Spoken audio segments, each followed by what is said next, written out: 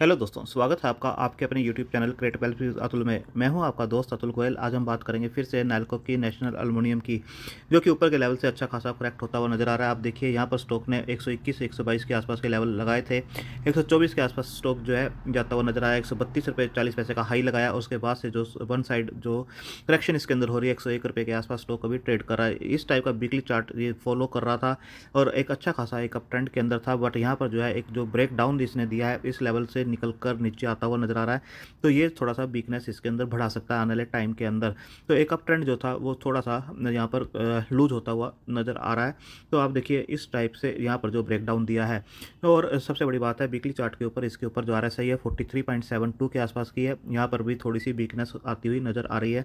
Daily chart frame पर देखिए 61 के आसपास की RSI है, जो कि स्ट्रेंथ शो कर रही है कि हो सकता है चार्ट इसके अंदर आने वाले टाइम में बाउंस बैक होता हुआ नजर आए।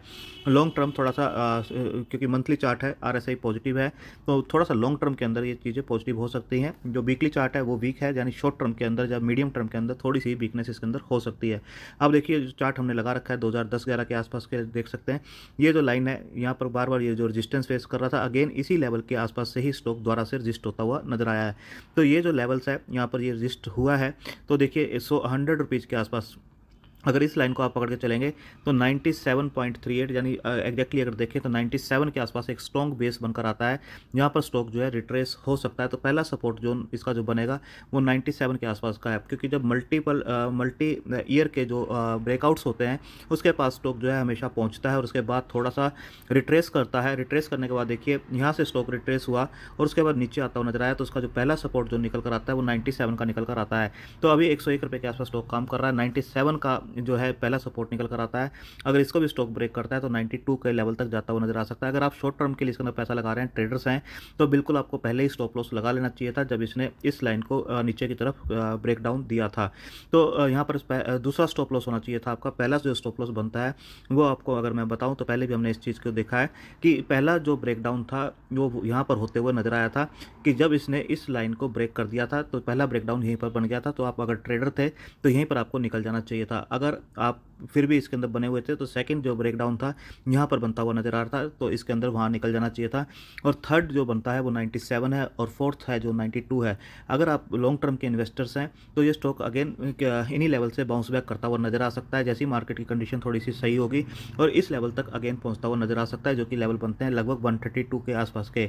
अगर 132 इसको भी ब्रेक करके ऊपर निकलता है तो टारगेट्स बनते हैं लगभग 172 के आसपास के, क्योंकि जब मल्टी ईयर के ब्रेकआउट होते हैं तो अच्छा मोमेंटम स्टॉक पकड़ता है। बट अभी हम इसकी बात नहीं करेंगे, क्योंकि जब हो सकता है कि स्टॉक अगेन इस लेवल तक पहुंचे और अगेन रेजिस्टेंस ले और इसे ब्रेकआउट ना कर पाए। जब ब्रेकआउट करेगा तब हम इसके अगेन रिव्यू करेंगे।